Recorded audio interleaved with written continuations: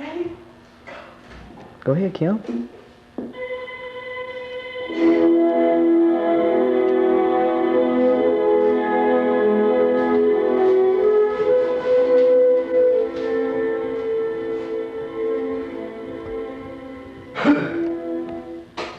Good evening. This is 2020. I'm Debbie Davion, and today's story is about a 13-year-old boy that survived the wilderness alone for 54 days with only a hatchet. No one knew he had survived a plane crash. And now for the report. Thank you, Debbie. I'm here with Robinson today and with the man who saved their son's life.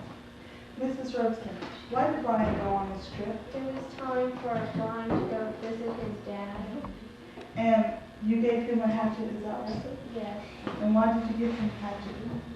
It was given to him as a gift because it was passed down from generation to generation. Did you know that the pilot had a heart condition? No, I didn't. But if I had known earlier, I wouldn't let my son go on the trip. Where were you when you heard the tragedy? I was home fixing dinner. And what was the first thing that crossed your mind? Well, the first thing that crossed my mind was that he had been killed. Did you ever give up hope for finding your son? Well, after a month or so, I did.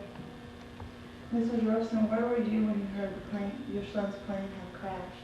I was at a big time meeting there, business meeting.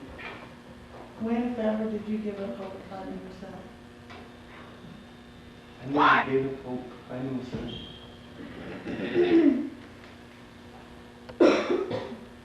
Well, what did you do to find your son and how did you react?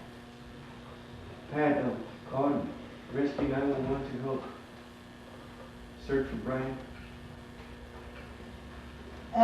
Brian, how did the pilot die?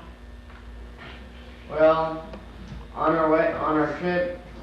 my trip to see my father, the pilot let me fly a little bit, and then after he let me fly the plane a little bit, then he said, I'll take over now. And about 5 minutes after that had happened, he started having strokes and then he had a heart attack. Brian, what did you do next? Then I had to grab the plane handle and do the best I could with keep the plane up in the air and steady. I didn't know how to read the meters on the plane, so I just tried to keep the plane going straight. Brian, while you were in the wilderness, how did you manage to survive? Well, it took a lot of thought, but on how to get a fire going, keeping warm, and then finding a shelter and then getting food, to eat so I wouldn't starve. How long did it take you to get the survival kit? Well, after the tornado, when the next morning when I saw the plane was atop of the water, I figured that would be the best time to try to get it because since the plane was up. So I guess it took me about 3 days to get it. Did you think that anyone would come to your rescue after you turned on the emergency transmitter? Please stop. Stop. The planes were rejoicing.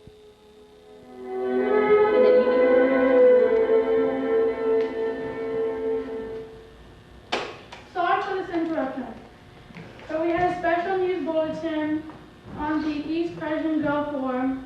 The Americans had made in Kuwait City where the Kuwaitis rejoicing overseeing our Americans. Back to the reporter. Brian, in the survival kit, you found an emergency transmitter, is that correct? Yes. And when you turned it on, did you think that anyone would come to your rescue? No, because at the time I thought that whatever it was, that it might be broke from the plane crash. And then I saw on the bottom in print that it was an emergency transmitter.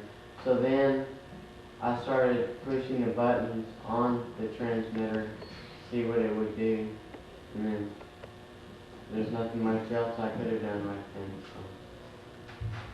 Mr. Bloor, did you panic when you heard the emergency transmitter? No, I just turned my fan around and started to track it. Did you expect it to be Brian, although everyone thought he was dead? No, because anybody could use the emergency transmitter. How often do you go out there?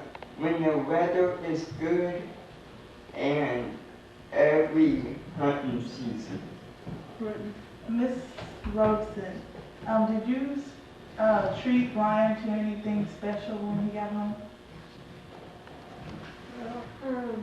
Well, I took him out to eat, and we went shopping for new clothes and stuff. And did he have like a big feast? Or? Yes, he pigged out.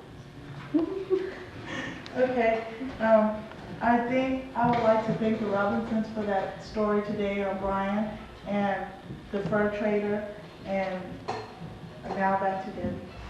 Thank you for tuning in our show, our special edition of 2020. Next week we will be with Mr. Bloor, and he will tell the story about his family in the present over. That's all for today. Tune into 2020.